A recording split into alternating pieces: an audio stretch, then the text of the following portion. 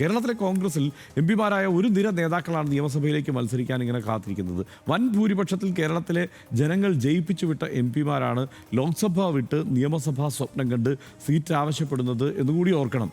സ്ഥാനാർത്ഥി പട്ടികയിലെ അവസാനവട്ട ചർച്ചകൾ ഡൽഹിയിൽ പുരോഗമിക്കുമ്പോൾ മത്സരിക്കേണ്ടതില്ലെന്ന പാർട്ടി ധാരണ തള്ളുകയായിരുന്നു പല എംപിമാരും ചെയ്തത്. സംസ്ഥാന രാഷ്ട്രീയത്തിലേക്ക് തിരിച്ചു പോകാൻ നമ്മുടെ എംപിമാർ വെമ്പൽ കൊള്ളുന്നത് എന്തുകൊണ്ടായിരിക്കും? നിയമസഭയിലെത്തി എന്ത് കാര്യമാണ് ഈ എംപിമാർക്ക് അടിയന്തരമായി ഇവിടെ ചെയ്യാനുള്ളത്? എംപിമാർ മാത്രമാണോ നിലവിൽ കോൺഗ്രസിൽ നേതാക്കളായി കേരളത്തിലുള്ളതല്ലോ?